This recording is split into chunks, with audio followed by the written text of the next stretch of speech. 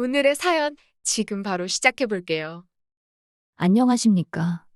벌써 이혼한 지가 5년이나 더 되어 가는군요.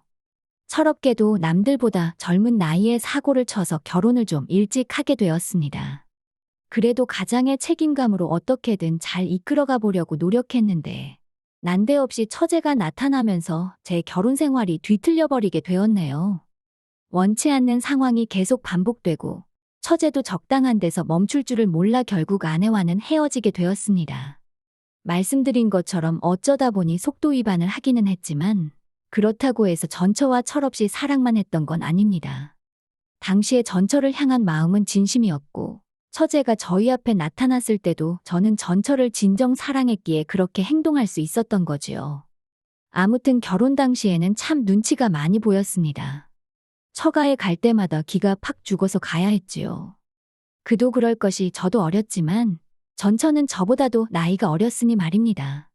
처가에서는 전처가 공부도 잘하고 좋은 대학 나와서 이것저것 투자를 많이 했는데 정작 취직도 하기 전에 애엄마가 되어버렸으니 말이지요. 그나마 그래도 큰 소리 칠 수 있었던 건 저희 집에 돈이 조금 있었다는 거지요. 저희 아버지께서 그래도 이제 아빠가 되는데 너 학교며 성적이며 보아하니 좋은데 취직하기는 글렀고 뭐 카페라도 하나 차려줄 테니까 그거나 열심히 운영해보라 하셨지요. 그런데 정말 불행 중 다행인지 제가 사업에는 조금 소질이 있었나 봅니다. 그래서 사업이 상상 이상으로 잘 되기 시작했고 제가 제 손에 떨어지는 수입이 조금 넉넉해지면서부터는 처가의 눈치를 볼 필요도 없게 되었지요. 아무튼 사업이 자리를 잡기 시작하니 저는 기세를 몰아서 2호점 오픈 준비에 들어갔습니다. 그때도 아직 30이 채 되기 전이었거든요. 그러니 자만심도 조금 있고 그래서 눈에 보이는 게 없었습니다. 그래도 진짜 하늘이 도왔는지 처음에는 가게가 잘 안 되고 반응도 없어서 큰일 났구나 싶었는데 근처에 뭐 이런저런 게 들어오면서 2호점도 순식간에 매출이 오르게 되었지요. 사업 이야기는 대충 하고 아무튼 전처한테는 당시에 아직 대학을 졸업하지 않은 3살 아래의 여동생이 한 명 있었습니다. 저도 집에서는 외동이고 처제가 애교도 많고 귀염 떠는 성격이라 그런지 처제를 제 여동생처럼 대해주고 잘 지냈습니다. 처제가 제 가게에 자주 놀러 오기도 했지요. 남자친구라고 하나 생기면 가끔씩 데려와서 저한테 인사를 시키고 그랬는데 그때마다 저도 처제한테 커피값만 내주는 게 아니라 용돈도 두둑하게 챙겨주고 아니면 기세워주려고 좋은 데 데려가서 밥도 먹이고 그랬습니다. 전처는 취직을 하고 싶어 했지만 애 때문에 하는 수 없이 전업주부가 되었지요. 그래도 그때까지만 해도 전처가 육아 스트레스나 뭐 자기 꿈을 포기했네 어쩌네 하는 스트레스로 저한테 짜증을 내거나 투닥거리 한 적이 몇 번 있지는 않았고 대충 잘 지내고 있던 시기였지요. 그런데 장인의 건강이 나빠지면서부터 모든 일이 꼬이고 말았습니다.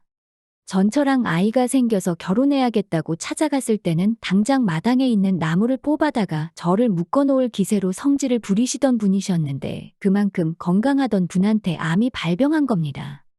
그래도 불행 중 다행히 초기에 발견이 되었다는 거지요. 게다가 검진 또한 제 소개로 갔기 때문에 한참 기가 살았네요. 아무튼 치료도 잘 되었는데 장인이 이제는 공기 좋은 곳에서 노후를 보내고 싶다고 시골로 내려가게 되었습니다.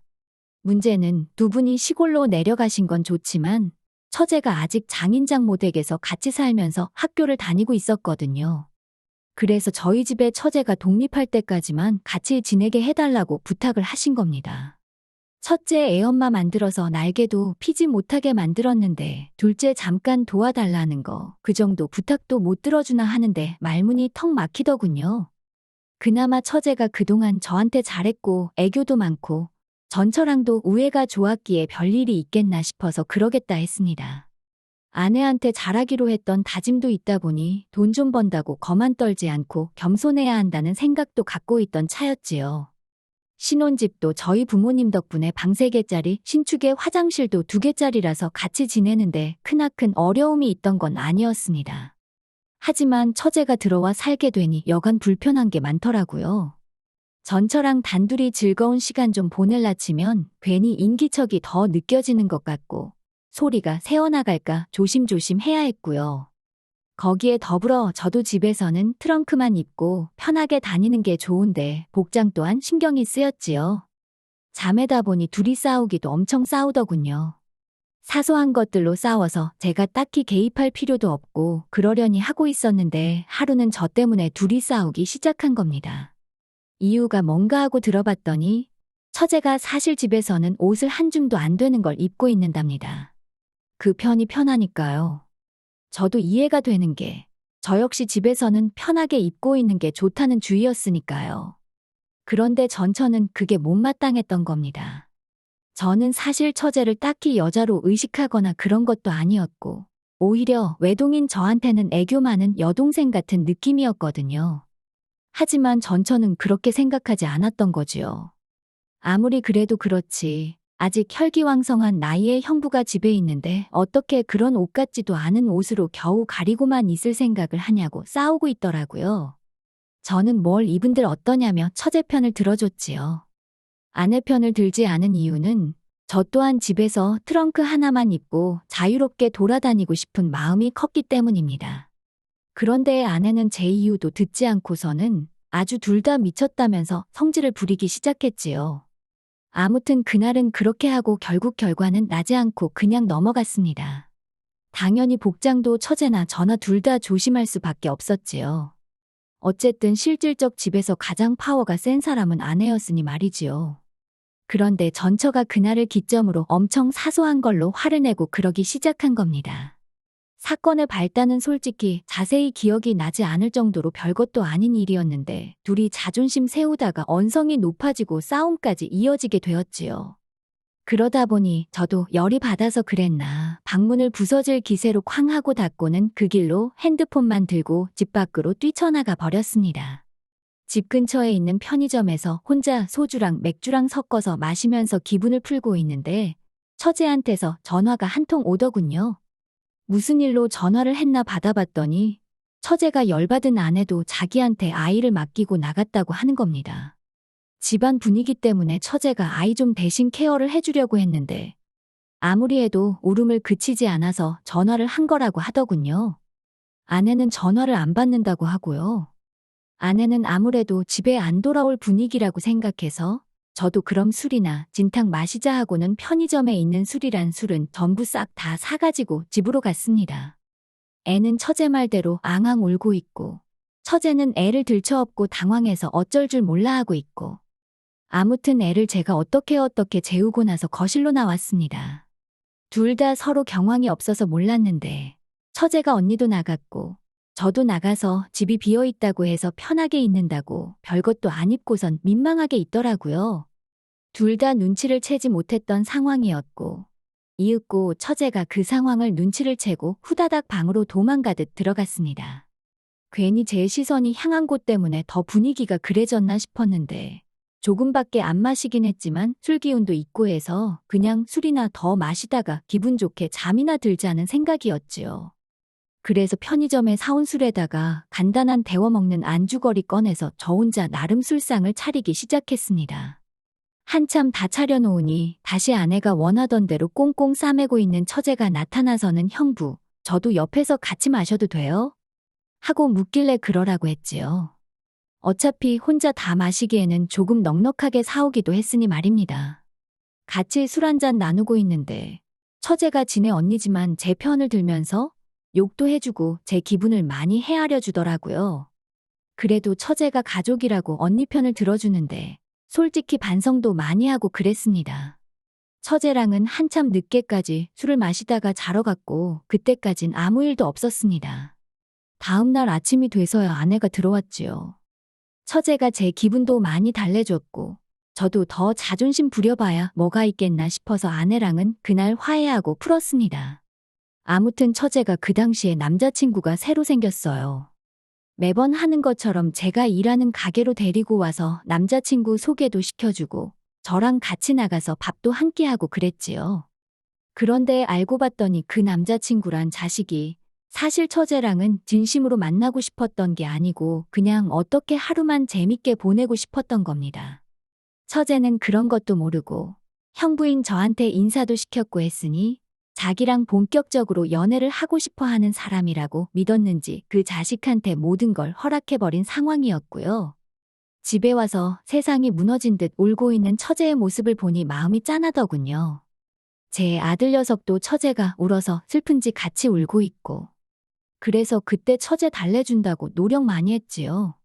처제가 한 일주일 정도를 알아 누웠는데 제가 처제 데리고 나가서 명품 선물도 하나 해주고 한 끼에 5만 원, 10만 원 하는 밥도 사주고 했습니다. 좋은 거 받고 맛있는 거 먹고 기운 좀 차리라고 말이지요. 그런 거 다 소용없었고 저녁에 술 한 잔 같이 마셔주니 그제서야 처제가 마음을 추스르더군요. 그런데 처제가 술이 좀 들어가고 나서는 세상에 형부 같은 남자들만 있는 줄 알았다. 형부는 참 믿음직스럽다. 뭐 이런 이야기를 하면서 언젠가부터 자연스럽게 제 호칭이 형부에서 오빠가 되더군요. 그날을 기점으로 처제가 조금 이상해졌습니다. 전에 집에 단둘이 있을 때 봤던 그런 옷들만 골라서 입고 아내가 안 볼 때면 식탁 밑으로 제 발을 툭툭 건드리면서 장난이라는 듯 의미심장한 미소를 보낸다던지 아랫입술을 깨물고 저를 쳐다본다던지 하면서 말이지요. 어느 순간부터는 정말 작정을 한 건지 제가 TV를 보고 있으면 제 옆에 앉으려고 하더라고요. 그래서 일부러 맨 끝쪽 자리에 앉으면 아예 팔 기대는 부분 그쪽 있잖아요. 그쪽에 걸터 앉아서 저랑 그렇게 붙어 있으려고 하는 겁니다. 하다 안 되겠다 싶어서 처제한테 시간 좀 내달라고 한 다음에 처제한테 왜 그러냐고 단도직 입적으로 물어봤습니다. 처제가 깔깔 웃으면서 형부, 지금 무슨 소리 하는 거예요? 하고 장난스럽게 받아치는 겁니다. 제 얼굴이 다 화끈해지더군요.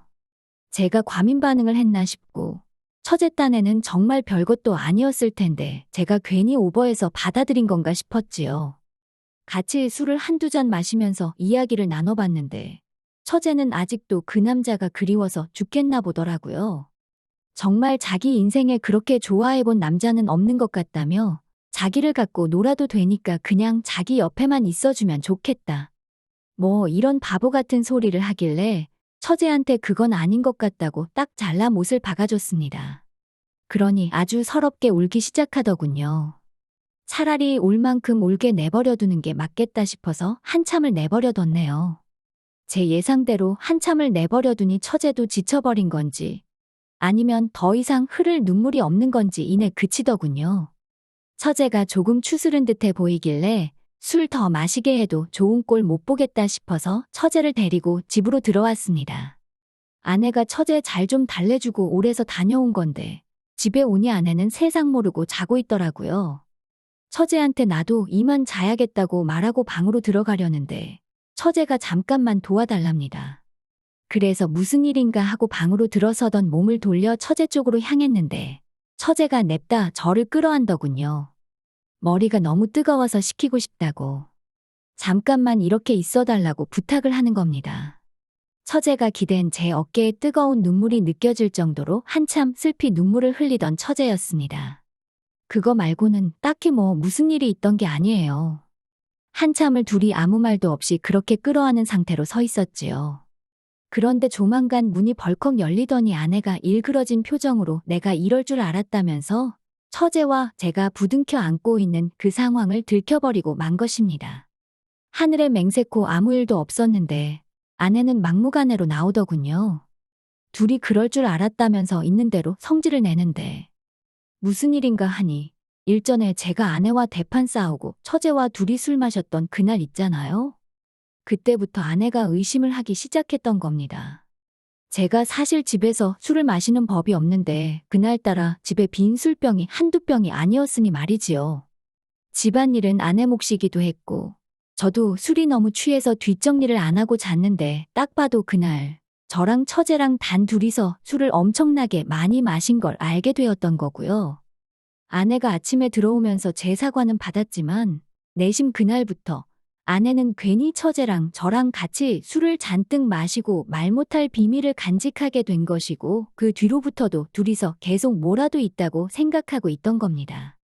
그러던 와중에 아무리 해도 사실 처제랑 저 사이에는 뭐 별게 없었으니 들킬 일이 없었던 거죠. 그래서 잘 넘어가는가 했는데 한동안 처제가 그 남자한테 차이고 저한테 끼를 부리거나 이상한 행동을 했던 적이 있지 않다 했잖아요.